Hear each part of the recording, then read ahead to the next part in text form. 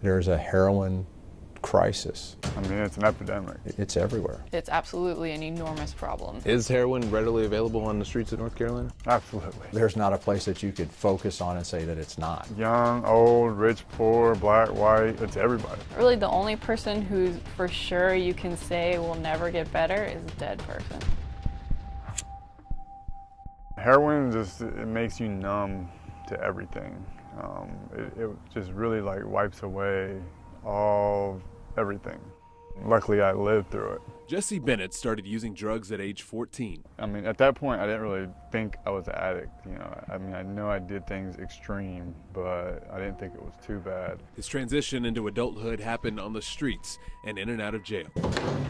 I eventually landed in Raleigh, homeless, with a record, had nowhere to go, still shooting heroin. He paid for his addiction with theft. So what started out as like snorting a bag a day turned into a $300 a day habit. More and more, stories like Jesse's don't end well. I know of 6 people personally that have died in the past month, and that's all from heroin. It's something the state keeps track of. We pulled data from 2010 to 2014, and to say it's on the rise is an understatement. The number of people dying just from heroin in our state has jumped up 584%. It causes us to shift priorities and start looking more and more at heroin. What are local law enforcement agencies across the state seeing? There is not a law enforcement professional in the state of North Carolina that I've talked to, from chiefs to sheriffs, that's not concerned about heroin.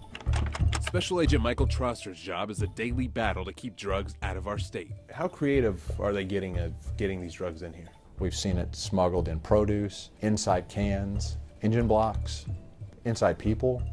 If you can think of a way that it could come in, it's coming in. Sooner or later, they always lose. If you think it's not in your neighborhood, it is.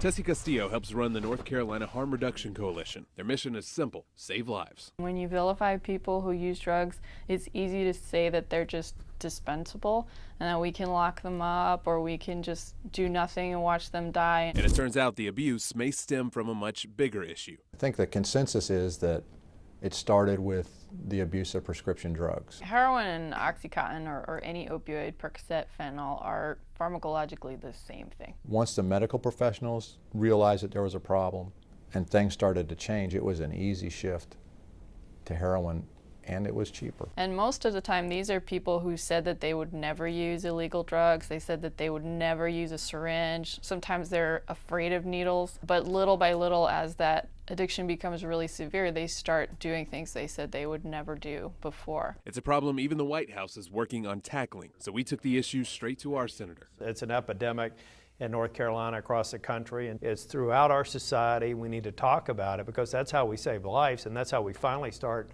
taking back the ground that we've lost to people who are succumbed to addiction. It's a world many of us may never see firsthand, but out of the dark can come redemption. Just because someone's in active addiction doesn't mean that we toss them to the side. For Jesse, it finally came with care after rehab. This was his last time using. He put the needles down, got married, and had a child. He got his degree from Wake Tech, is working on a master's at NC State, and is now part of several organizations helping others face their own demons. There is hope and that there is help out there, and we just want to keep them alive.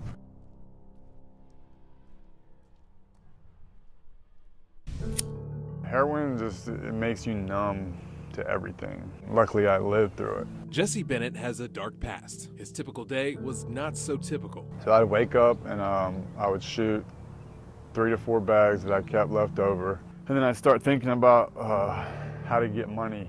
If I needed to shoplift, if I needed to break into cars, whatever I needed to do. His drug addiction left him homeless, jobless, and in and out of jail. Each time I got arrested, I was happy. I was like, oh my God, I can relax. It's absolutely an enormous problem in the state.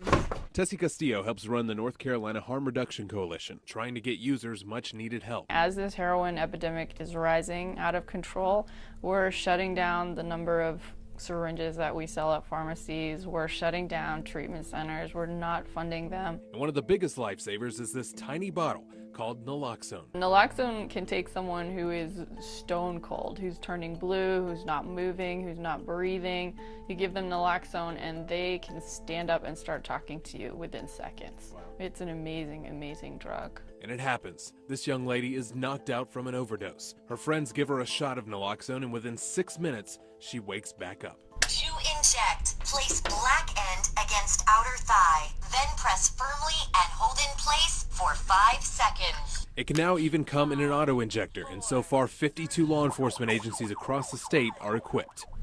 Injection complete. There's a lot of it out there, but we are nowhere near where we need to be. There are counties where there's still no naloxone access at all.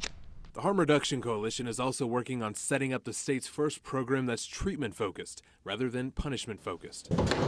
They'll be diverted instead of jail to a social service program where someone can really address those issues that are underlying the addiction. When you have law enforcement on board and trying to divert people away from jails and into treatment, that's a big step.